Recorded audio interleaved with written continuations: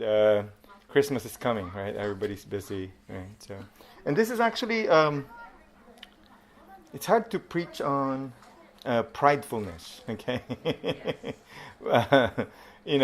one is I think we all suffer from this, like even if it's just once in a while. Okay, that's why it's hard to. That's why I say it's hard to preach on this, right? But I'm gonna try. Okay, I'm gonna try to talk about pridefulness today. So let's actually look at Mark 9. I'm going to read the verses here. So it says, chapter 9, verse 1. And he said to them, "Truly I tell you, there are some standing here who will not taste death until they see the kingdom of God has come with power." And then verse 2. 6 days later, Jesus took with him Peter and James and John and led them up a high mountain apart by themselves. And he was transfigured before them, and his clothes became dazzling white, such as no one on earth could bleach them. And there appeared to them Elijah with Moses, who were talking with Jesus. Then Peter said to Jesus, "Rabbi, it is good for us to be here. Let us make 3 dwellings, one for you, one for Moses, one for Elijah." He did not know what to say, for they were terrified. Then a cloud overshadowed them, and from the cloud there came a voice, "This is my son, the beloved. Listen to him." Suddenly, when they looked around, they saw no one with them anymore, but only Jesus. Verse 9. And they were coming down the mountain. He ordered them to tell no one about what they had seen until after the Son of Man had risen from the dead. So they kept the matter to themselves, questioning what this rising from the dead could mean. Then they asked him, "Why do the scribes say that Elijah must come first?" He said to them, "Elijah is indeed coming first to restore all things. How then is it written about the Son of Man that he is to go through many sufferings and be treated with contempt? But I tell you that Elijah has come, and they did to him whatever they pleased, as it is written about him." Now, I'm going to skip a lot of verses here. So the verses from verse 14 to verse 29, it's about Jesus healing a boy who's actually demon possessed. Okay, but what I'm going to do, I'm going to read verse 28, where it says, "When he had entered the house, his disciple asked him privately, 'Why could we not cast it out?' He said to them, 'This kind can come out only through prayer.'" Because what happened was the disciples were trying to cast out the demons, but somehow they cannot do it. And when Jesus came, the demon-possessed boy was actually healed. Okay, so verse 30. So we cut a lot of verses there already.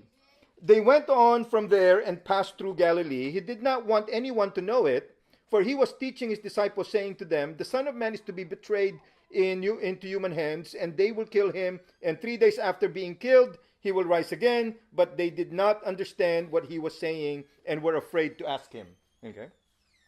Verse 33. This is actually from 33 to 37. This is actually the main verses that we want to focus on. "Then they came to Capernaum, and when he was in the house, he asked them, 'What are you arguing about on the way?' But they were silent, for on the way they had argued with one another who was the greatest. He sat down, called the 12, and said to them, 'Whoever wants to be first must be last of all, and servant of all.' Then he took a little child and put it among them, and taking it in his arms, he said to them, 'Whoever welcomes one such child in my name welcomes me, and whoever welcomes me welcomes not me, but the one who sent me.'" Verse 38. "John said to him, 'Teacher, we saw someone casting out demons in your name, and we tried to stop him because he was not following us.' But Jesus said, 'Do not stop him, for no one who does a deed of power in my name will be able soon afterward to speak evil of me. Whoever is not against us is for us. For truly I tell you, whoever gives a cup of water to drink because you bear the name of Christ, will by no means lose the reward. Now, last set of verses. If any of you put a stumbling block before one of these little ones who believe in me, it would be better for you if a great millstone were hung around your neck and you were thrown into the sea. If your hand causes you to stumble, cut it off. It is better for you to enter life maimed than to unquenchable fire, to the unquenchable fire. Maimed than to have two hands and to go to hell, to the unquenchable fire. And if your foot causes you to stumble, cut it off. It is better for you to enter life lame than to have 2 feet and to be thrown into hell.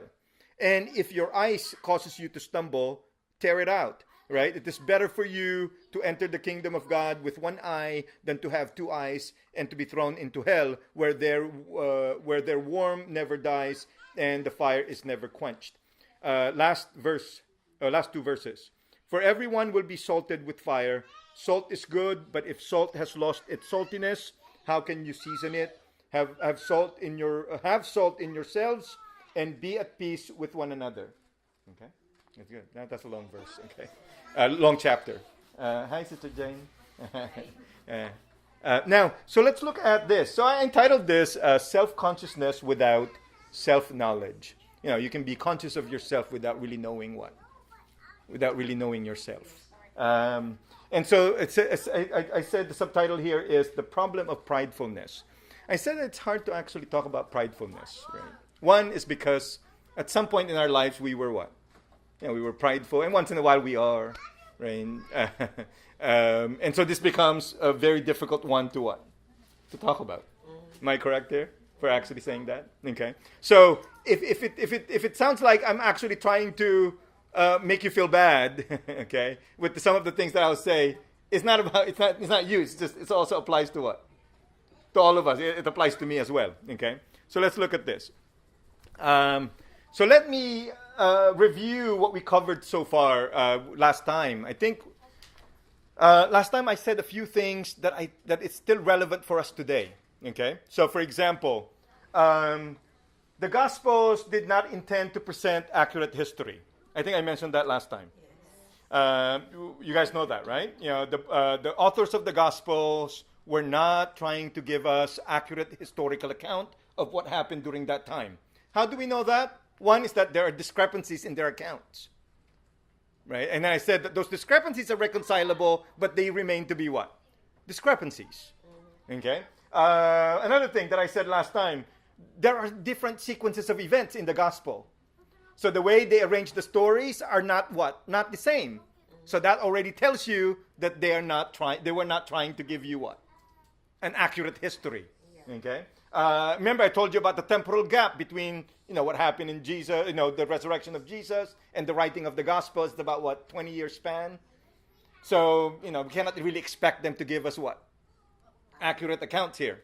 You guys follow me so far? Right? Now, another thing that I said last time is when you look at any of the gospels, the gospel authors were not really didn't really author them. They're more like editors of different of the gospel. They collected different stories and they put them together. Okay? They collected different stories and they what? Put them together. So that means the way they put them together is really what? Somehow significant. Because based on how they order the stories, that determines what it is that they're really trying to what? Convey. Do you guys follow me here? That's why for me, you don't see me doing expository sermon on the Gospels, for example, where we look at verse by verse. Because probably what's important here is what? Probably the whole chapter. Because it has something to do with how the stories have been what? Have been put together. Okay? Now, so remember I told you that in the very, very early manuscript of the Bible, there were no chapters and there were no verses.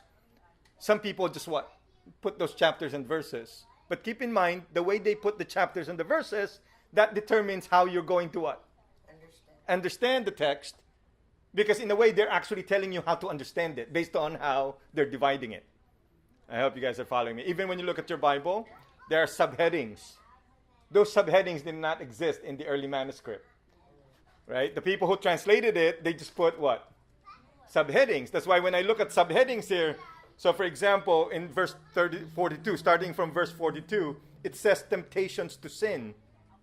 But actually, I think that's actually wrong label, okay? Why? Because that actually separated from what? The rest of the chapter, when as a matter of fact, I think it is actually part of the chapter. It has nothing to do with the temptation to sin. It actually has a lot to do with what? The sin of pridefulness. Okay, I'm going to try to interpret it like that later on. You'll see. Okay. So what then is our task when we're reading some parts of the Gospel of Mark? We have to pay attention to how he arranged what? The stories, because based on how he arranged it, we can probably determine what it is that he's trying to what? Trying to tell us. He's telling us something different. Probably what he's telling us is not really what strikes us right away when we read the text. But if you read between the lines based on how he arranged it, we might be able to figure out what exactly it is he's trying to tell us.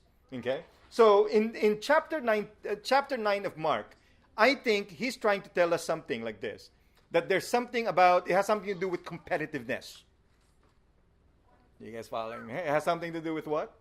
Competitiveness. And what Mark is trying to do, he was trying to somehow address that as a problem. Based on how he arranged what? The story. There's a word here. I don't know if I still need to explain it, but it might complicate the thing.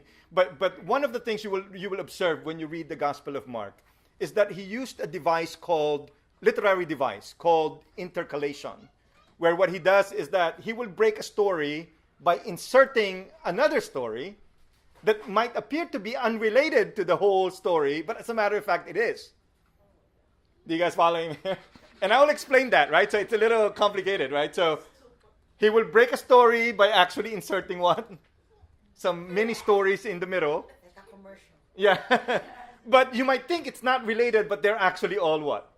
Related. Okay, so that's just what is meant by that word, okay? Intercalation. Okay. So I'm going to skip that, okay? Now, so remember last time the title of the sermon was Sensation Without what? Understanding. Now the title is Self-Consciousness Without what? Self-knowledge. You guys noticed that, right? So last time we talked about the problem of spiritual blindness. Today we're going to talk about the problem of what? Pridefulness. So it appears that what Mark is doing here is pretty much attacking some of the things that hinder us from actually understanding God. You know, one of the reasons why we fail to understand God is because of what? The fact that we are prideful. Okay. I hope that makes sense. Okay. Now, you can be aware of yourself. You can be aware of your attitudes. You can be aware of your tendencies. You can be aware of your status without really knowing who you really are. Right? Does that make sense? Okay, this is the problem here, right? You can be aware of yourself. You know, you're aware that you exist, right? You're aware of who you are, whatever position you have at your work. But at the same time, it's possible that you don't really know who you really are. Okay. Now, one could have been aware that he or she is much smarter or stronger than another without knowing that from the standpoint of Jesus, one's status is not determined by one's smartness or one's strength. Do you guys follow? Does that make sense? Okay. Now, rather, it is determined by one's willingness to think of oneself as what? Lesser than another. Like what I said, this is hard to preach about this, right? Why? Because somehow, once in a while, we actually what? We suffer from this, okay? Now, so let's look at this. So this is not just a sermon for you. It will be a sermon for me as well, okay? Now, so let's look at this. So how did Mark arrange the Gospel of Mark? Okay, chapter 9. Okay, so let's look at this. You guys still okay? Still with me? Okay. So Mark's distinctive arrangement of the stories. Remember I told you I'm going to rely a lot on PowerPoint because it makes it easier for me to prepare for this. Okay, so if you notice in verse 1 of chapter 9, Jesus made an ambiguous remark about some special people. Do you guys notice? Do you guys remember that? In verse 1 it says, and he said to them, truly I tell you, there are some standing here who will not taste death until they see the kingdom of God has come with power. I think what Jesus is trying to do here is that, in a way, he's trying to trigger people to see what they, their ulterior their motive. Okay? When Jesus said this, some of you will not die, I'm assuming many of the apostles here were thinking, oh, is that me? It must be me, right? Because I'm probably what? Greater than all the other ones, right? I'm probably, better looking than the other ones. I am probably smarter than the other ones. Do you guys following me here? So he just made some kind of an ambiguous statement. He didn't say who. So all of the disciples were probably wondering, who the heck are those people who will be here to see that? Okay. Again, do you guys see where competition will come in here? That's why later on you will see the disciples asking Jesus, who's the greatest among us?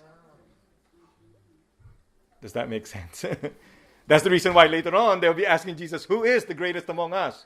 Okay. Now, so let's look at the second part. Okay. The second part here, Jesus talked about, we saw the transfiguration. Remember, Jesus was supposedly with what? Moses and Elijah. One thing that we actually notice here is that the disciples failed to acknowledge or recognize the greatest one. Who is supposedly the greatest one? Supposed to be Jesus. But when the disciples saw Moses and Elijah, they were somehow what? Confused. Does that make sense? They were what?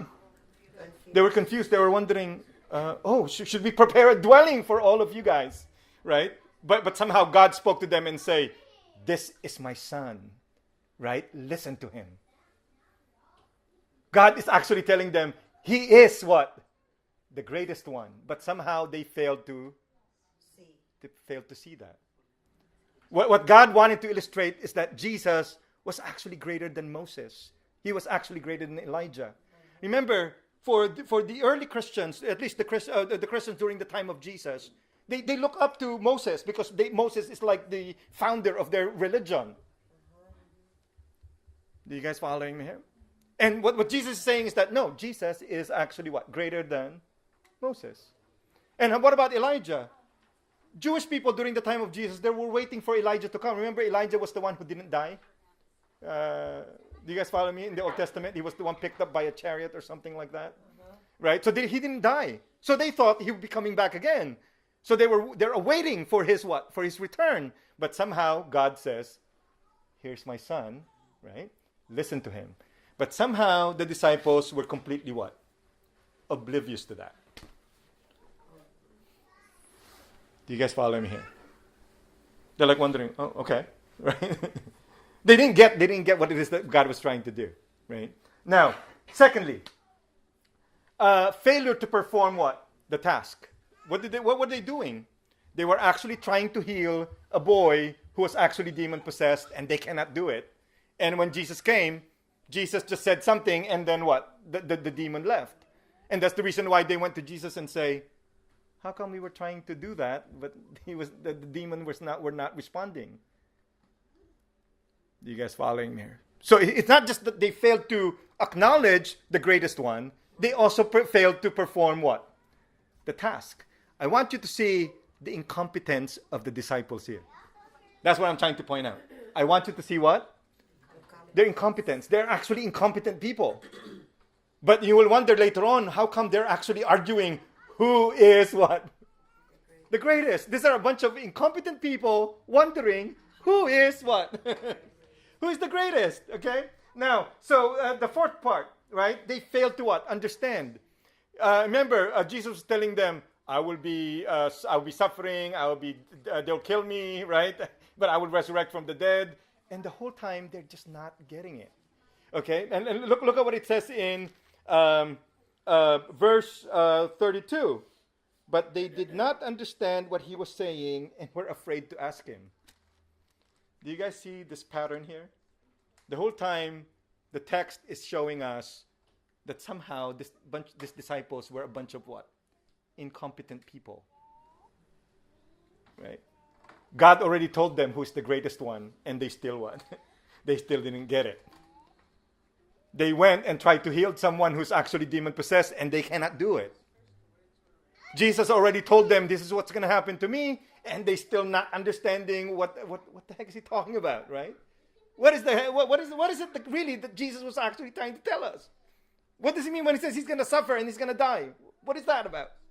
They're just not getting it, right? But somehow, when you look at the fifth part here, do you see their competitiveness despite their incompetence? Do you guys get what I'm trying to point out here? Their competitiveness despite their what? Incompetence. One, they were competing by trying to outdo the other person. Remember I told you last time that I think initially the disciples were really stupid. Okay? They were, right? Do you guys following me here? Right? They were like looking at each other like, oh, who's the greatest? They were arguing who's actually the greatest. Right? It's a bunch of immature basketball players, right, arguing among themselves like who is actually what? Kobe. The greatest. Right? Right? I remember when I was in high school, we do that, right? You try to think that you're what? Greater than the other person, right? Now, so they were trying to compete by what? Trying to outdo the other. That's what they were doing. Despite their what? Incompetence. They were incompetent, but at the same time, they wanted to be considered to be what? The greatest. And then the other one is that they were competing by excluding other people. You know, when you're being competitive, you want to what? Exclude other people. Do you guys follow me? This is what they're doing. What did they do? They said, John told Jesus, hey, Jesus, we saw this one guy. He was trying to heal using your name, and he's not even one of us. What should we do with him? He's not part of our group, right? You know, he doesn't even follow us around. But he's actually doing exactly the same thing you're doing, and they're doing it in your name. And Jesus says, whoever is not against us is what? Is for us. Do you guys see their competitiveness here? I hope you guys are somehow seeing what it is that I'm trying to do here. When you actually look at the sequences of events, do you guys see where it's actually heading? And then when you look at the last part of chapter 9, there is where we see Jesus actually teaching them a very important message here. That competitiveness is not the key to advancement in God's kingdom. In God's kingdom, competitiveness is what? Is not the key to advancement. I hope you guys are following me here. Competitiveness is not the key to what? Advancement. I think that's a very, very insightful. Did you guys see how it ended? That in the end, what Mark is trying to say is that from the standpoint of Jesus, right, competitiveness is not the key to advancement in what? In God's kingdom. I hope that makes sense. Yes. Right. I'm looking at the competitive guy right there. We have a bunch of competitive people here, right? Basketball players. Now, so let's look at this. Let me begin by actually saying something about the psychology of what? Competitiveness. Okay? I think that Jesus understood human psychology on an intuitive level.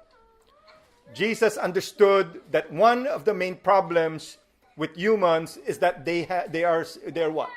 By nature, competitive. You guys following me here? By nature, they're what? Competitive. So let's look at some claims here by scholars about the psychology of competitiveness. Okay, some scholars tell us that competitiveness is good, right? It's good when it comes to, economics, right? You want to compete with what? With other businesses, with other countries. Do you guys find that those things are healthy in some sense, right? So good in economics, good in politics, good in business, probably including the business aspect of a church as well, right?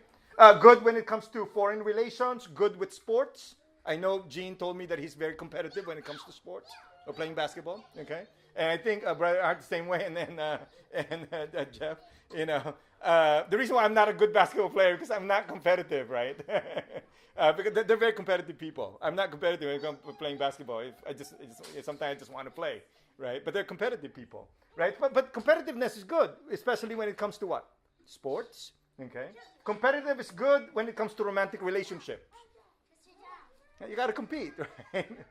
I remember with Florence, right? I competed with some people, right? And these are like good-looking people. They look like those actors in the Philippines, okay? I remember he was dating a guy during that time when I was trying to get her attention, okay? But the guy's really good-looking, okay? He's like tall guy. And one time I was trying to impress Florence when one of the chicken in their backyard actually got out of the cage. And her boyfriend cannot even touch the chicken. And I just came from the Philippines, you know what I mean? So I tried to show off, like I run after the chicken and grab the chicken like that. And I saw Florence looking at me, bogey points, right?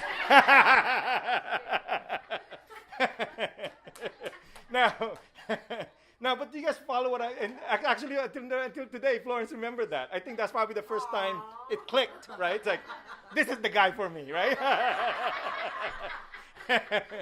Now, it has something to do with the chicken, right?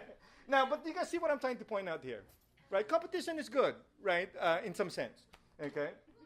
Some scholars tell us that competitiveness could be a biological trait that was necessary for, the survival of the fittest. Or, you have to compete in order for you to what?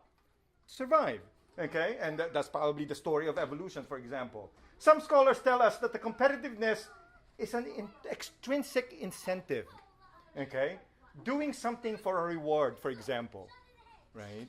An extrinsic incentive. Sometimes we do things because we wanted to get what? The reward. But that's actually different from intrinsic motivation. This is when you are trying to do things just because it is the right thing to do. Do you guys follow the difference here? Extrinsic incentive is when you're doing something because you're trying to get something out of that in return. Does that make sense? Intrinsic motivation is when you're trying to do something just because it is what? The right thing to do. You're not really thinking of any other thing other than that is just what? The right thing to do. Okay? So one thing is that an extrinsic incentive undermines intrinsic motivation. When you have this extrinsic incentive for doing something, that actually undermines your what? Intrinsic motivation. Okay? Last point here. Some scholars tell us that we don't just survive by competing against others, we also survive by cooperating with others. That actually what is important is actually not just competition, but it's what? Cooperation. Okay. Now, I want you to see the problem with the disciples here, right? They were focused initially with what? Competing. Okay, competing. I hope that makes sense. So let's look at this. What can we learn from Mark? So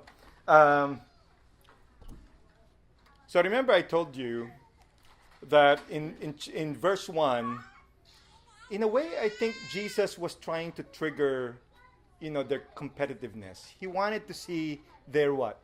Extrinsic incentive. What it is that they're actually what? Wanting to get out of following Jesus. You guys following me here? What exactly it is that they're trying to get from following me? Right? You have to understand those disciples, they didn't really understand what was going on during that time. Many of them probably thought Jesus will become a political leader. And some of them were probably wondering, I wonder what will be my position once he's already what? When he already has the throne. That's what they were thinking. That's why they were trying to what? Compete. And by Jesus telling them that some of you will not die and see the coming kingdom, many of them end up revealing their what? Their ultimate reason for why they were actually following Jesus. They wanted to be part of that what? Political kingdom. They thought that Jesus will actually what? Establish. I hope I'm making sense here. This is more like a bait, right? In order to see what exactly it is that they're thinking. What is their motivation for what? For following me. Okay? Does that make sense? Okay? And then we ended up with the transfiguration story. Here, God already directly revealed to them that Jesus is supposed to be what? The center of everything. He's supposed to be the one considered to be what? The greatest out of everyone. Okay? But somehow, remember, they did not what? They just didn't get it. Okay? And remember the healing of the demon, the demon-possessed boy, right? It seems to me, given how Mark arranged the stories, that the emphasis here was the incompetency of the disciples, who would later wonder who among them was what? The greatest. Okay. Remember the next one here. Remember another incompetency, right? Okay. It shows the incompetency of the disciples. Now let's look at the main part of chapter 9. Okay. Who is the greatest? The disciples were arguing who was the greatest among them. Do you guys know that the sign of spiritual immaturity is the failure to deny oneself?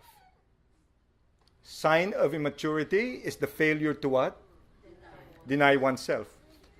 Now, when you're competing, you're not denying yourself. That's not what you're doing. When you're being what? Competitive in God's kingdom, you're not denying yourself. That's the problem. Okay? Competitiveness reveals, whatever is your extrinsic incentive for following Jesus. Why do you really follow Jesus?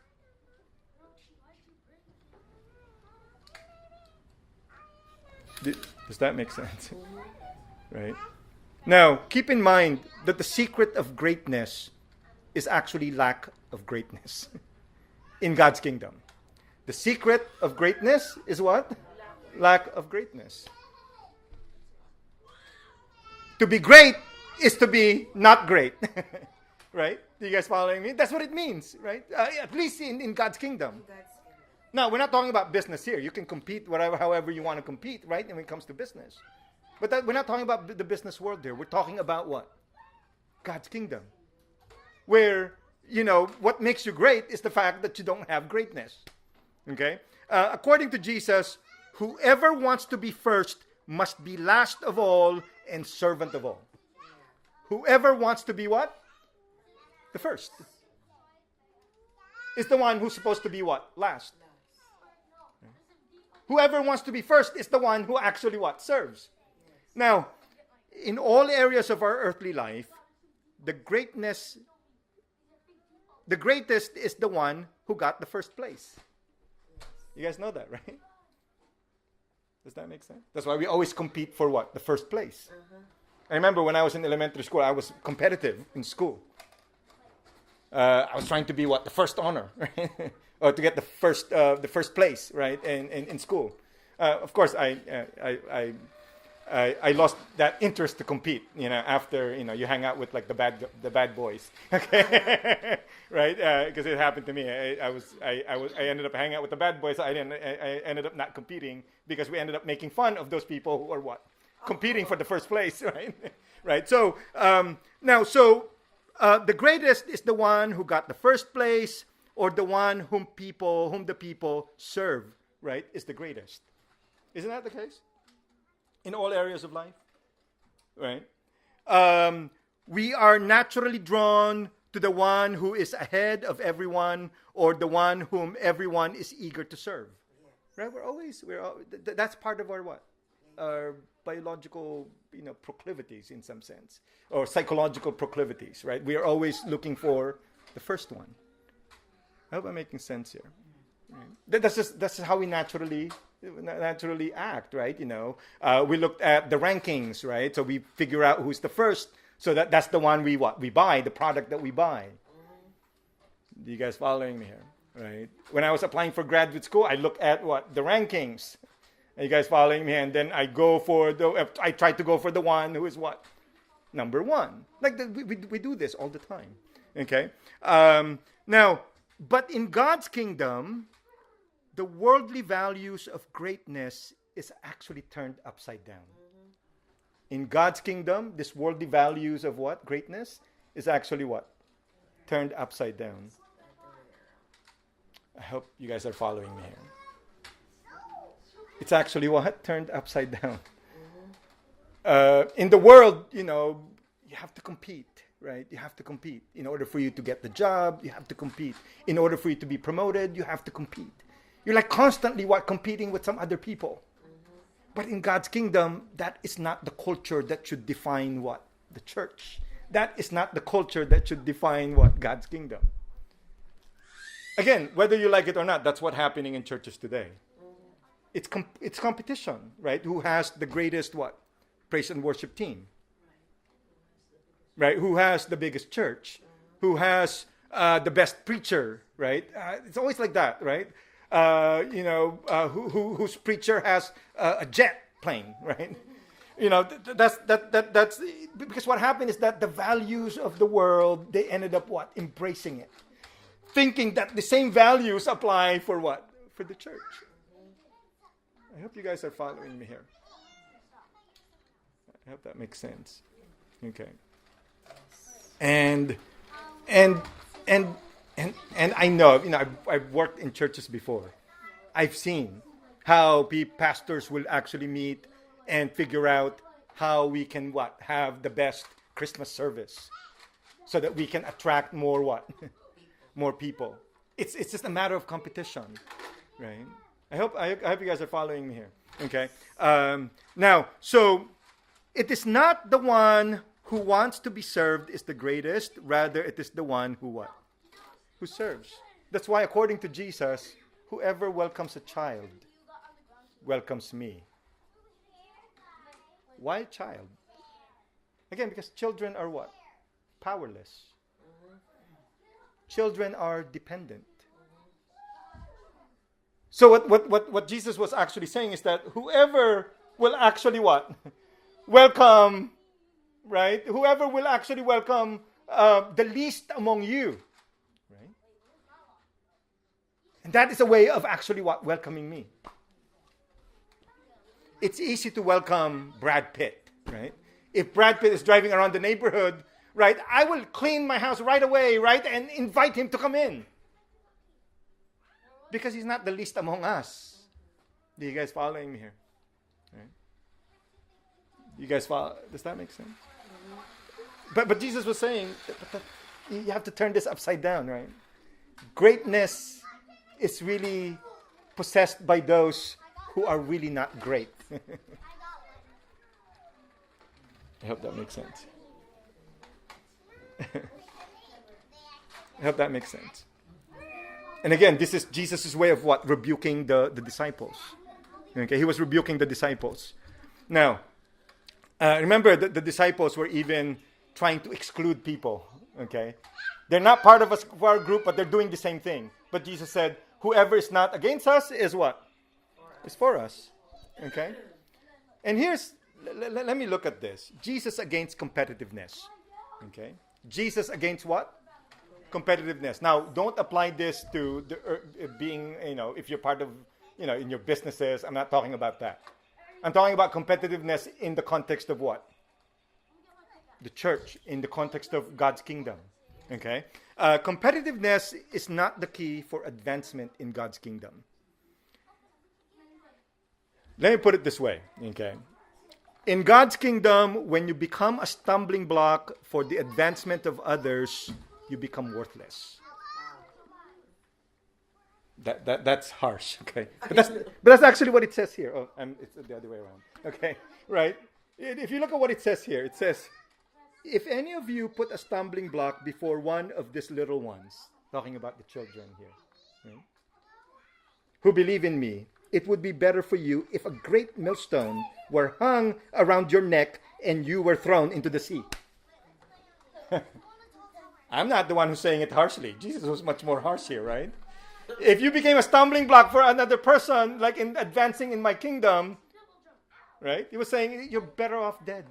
But isn't that somehow, help me to separate it? Isn't that somehow combined? Like, if I own a business, I'm going to do what I can to promote it, right? Yeah. Which becomes competitive. Yeah. And blah, blah, blah, blah. But as a believer and a follower of Jesus Christ, that's not working. So how do I separate who I am in this I'm assuming you can be competitive in the business world, right? Without necessarily being unfair to other people. Right, advertising your product. There's really nothing wrong about that. Saying that your product is the best in the market, If you really think that that's actually the best in the market, without necessarily making the other people look what? Look bad, right? Without the expense of other people. Yeah, without the expense of other people. I'm assuming that might work. But again, there are other businesses that are very different, right? They really wanted to damage the reputation of other people. I can see how the flesh could get in the way. Yes. Yeah. And again, the same thing can work with politics. Right? In order for you to win, you have to what? You have to compete. You have to compete. You have to be good at what? Competing. Is that clear? Right? And that's exemplified for us by the current president, right? So he's very good at business, and he's very good at competing also when it comes to what? Politics, because he understands how people think in some sense. You guys following me here? Right? So again, I'm not saying that there's anything wrong about that. That's business, that's politics. But in the church, that is not the value that we embrace. I hope I'm making sense here. Jesus is even saying, if you are a stumbling block for other people, right, in advancing in my kingdom, you're better off dead. Okay? That's why he says, if this is causing you to do that, your hand, cut it off. Yeah. Right? If it's your eyes that is actually doing that, take it off. Because you become worthless when you do that. Because you fail to understand what exactly it means to what? To be in God's kingdom. Right? Now, your worth is not dependent on whether you're ahead of everyone else. Right? Your worth has to do with whether you allow others to advance in what? In God's kingdom. Now, you'll be surprised to see that even pastors, right, fail to actually what? To see this. Do you guys following me, right? Even pastors fail to see this. Because again, you can't really fault them completely, because this is the problem with human nature in some sense. That's why you have to be constantly what? Checking yourself. You have to be what? Constantly checking yourself, right? Not just you, but including myself here. Once something becomes worthless, it's extremely difficult or even impossible to increase its worth again. When the salt loses its saltiness, you cannot bring back its saltiness. Right? That's why this is what the passage is actually telling us. That's why don't be worthless by actually trying to what? By competing with other people, you're trying to prevent them from actually advancing. I hope I'm making sense here. Yeah.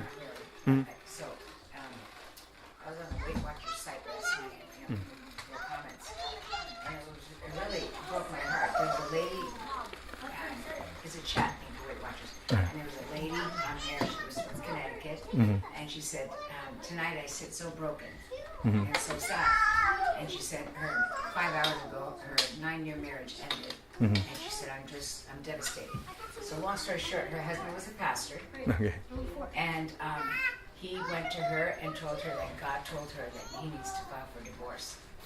And so everybody's like, oh my gosh, God would never, this whole The bottom line was, the end punchline was that he said that God brought it to him that his church was not growing because she was not helping him promote, like she wasn't good for the church, like she wasn't social, she didn't get involved, like she was behind the scenes.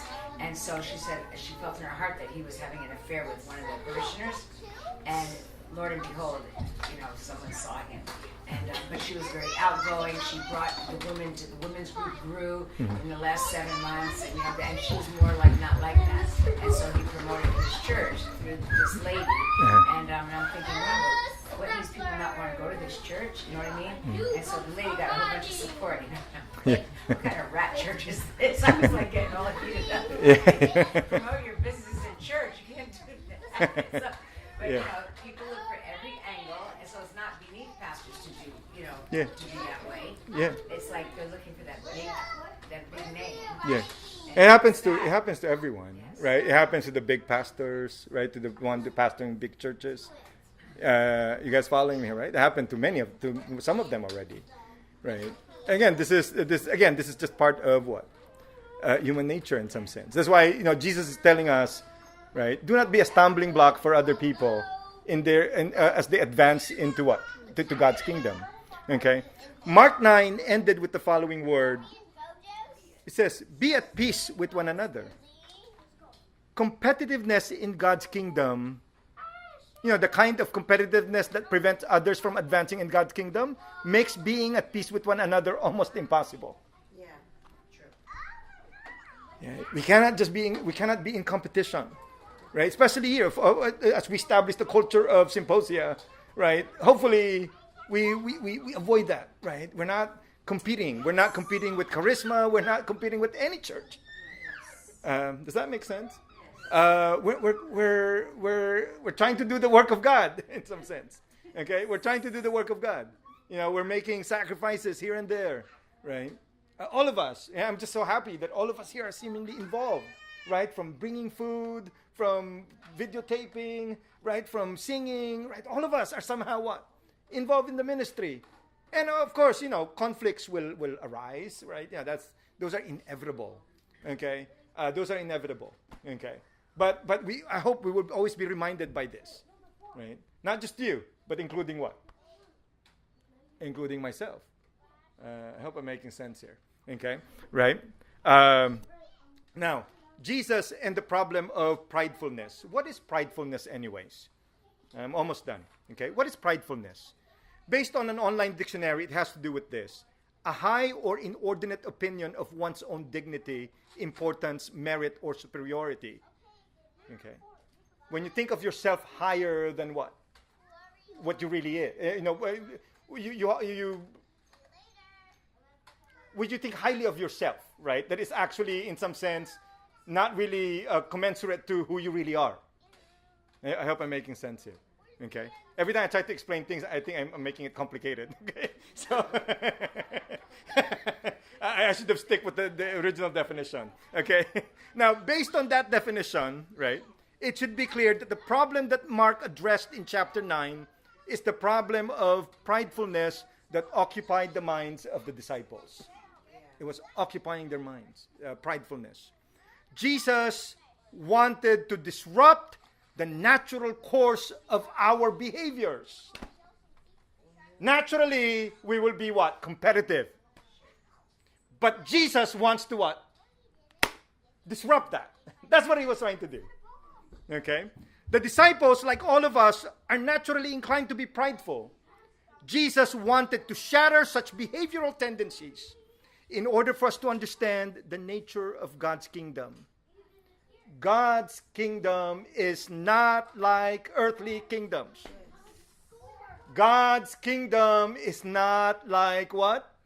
Earthly kingdoms. We should not operate like earthly kingdoms. I hope I'm making sense here. Right? We should not operate like earthly kingdoms. Okay? Competitiveness and God's kingdom. Okay? Competitiveness, which is probably a precondition to pridefulness, appears to be a part of our natural tendencies. We naturally have the urge to compete for the attention or favor of another person or other persons. We compete for a particular position, for security from the threats coming from other people, for bragging rights. We compete for all sorts of reasons. Okay? But Jesus wants us to suppress such urge in the context of building God's kingdom. Since only from the vantage point of someone who wants to cooperate with God and others that we find peace. That's how you find peace. When you cooperate with God, you cooperate with what? With other people. The values of God's kingdom are not necessarily the same as the values of productive earthly kingdoms or institutions.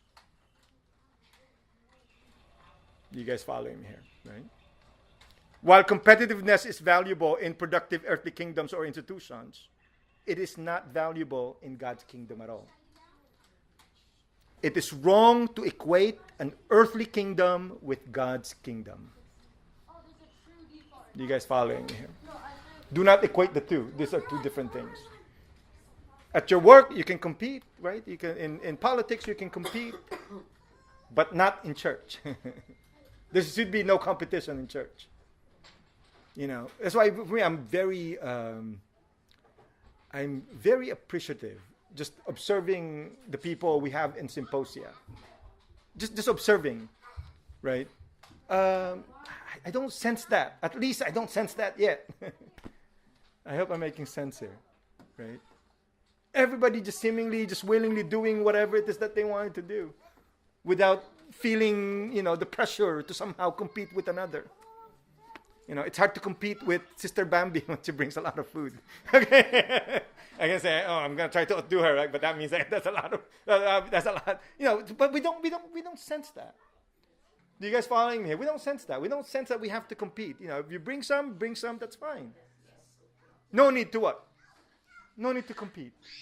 I hope I'm making sense here, right? I always try Gene, preach. Sometimes he's like a little embarrassed to preach, right? But I said, no, preach. I want you to preach, right? Because I'm not in competition with Gene. Do you guys following me here? We're in this together, right? Does that make sense? My goal, as a matter of fact, when Gene told me that he wanted to do something like this, the first thing that came to my mind is mentoring him, because I saw the passion, I saw the gift. Right, I'm not here to compete with him. He competing with me. Right, we don't seem to sense that yet. I hope are you guys following me here? Right now, so our own failures do not necessarily disqualify us for God's kingdom. The disciples failed 3 times, right? But somehow they were still part of God's kingdom. They will fail once in a while, I'm assuming. Sometimes along the way, you might see me being prideful as well. Because again, this urge to compete, might get a hold of me. Who knows? You guys following me? Right? Again, this is just the natural tendencies that we all have. Another thing here is this. I think I have 2 more slides and then we'll be done. Competitiveness can lead to exclusivism. When you are competitive, you always try to exclude as many people as you want, right? Because you're trying to what? Trying to compete. You know that exclusivism breeds what? Pridefulness. The more you want to exclude people, the more you become what? Prideful. Look at those churches that likes to exclude people. They like to call the Pentecostals from the devil, right? They like to, these are the same churches that also became what? Prideful. They are the ones who ended up thinking that they are the only ones who will be saved. And everybody else, right, is just what? Out of, the bounds of the church.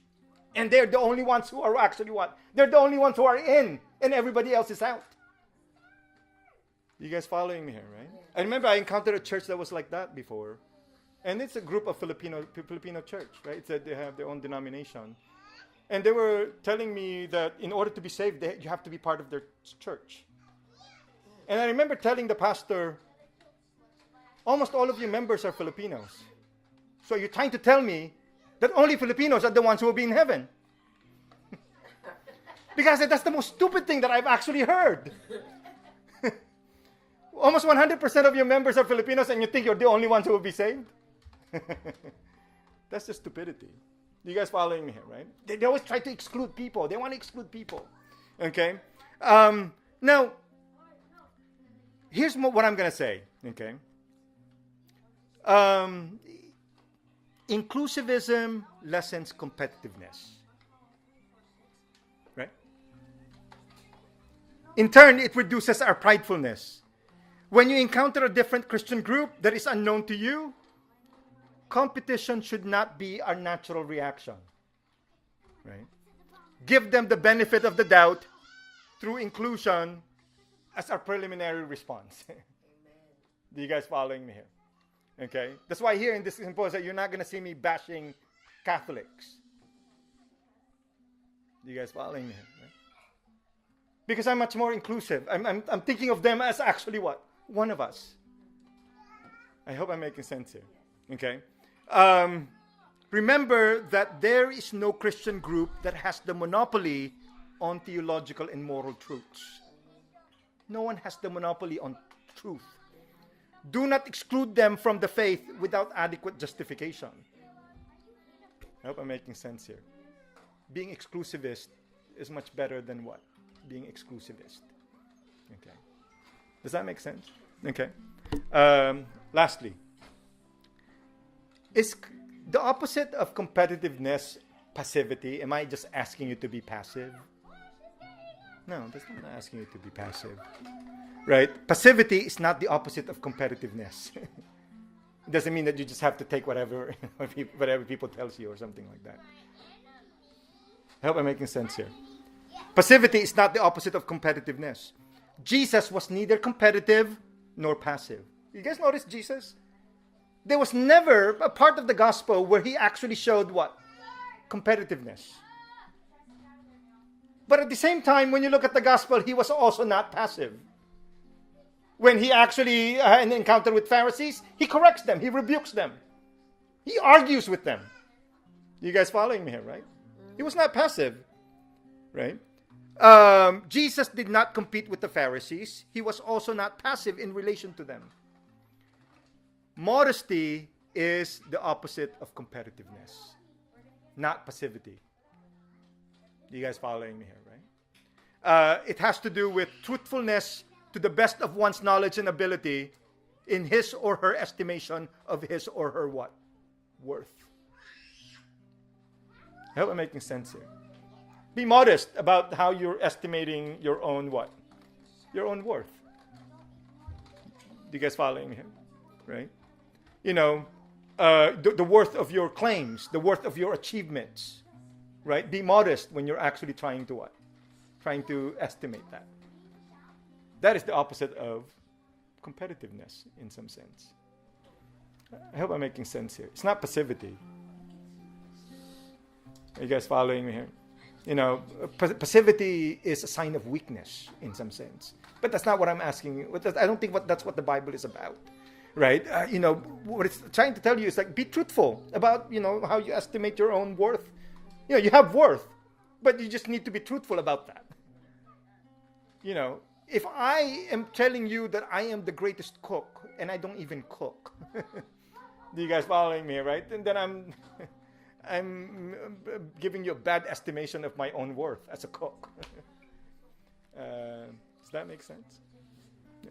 There's nothing wrong telling people, oh, I'm actually good at doing that. If you're really what? Good at doing that. I hope that's clear. Is that clear? Okay. So I hope you guys learned something from this, right? I know sometimes it's hard to talk about pridefulness, but I hope we were able to discuss this. Okay. So I'll ask the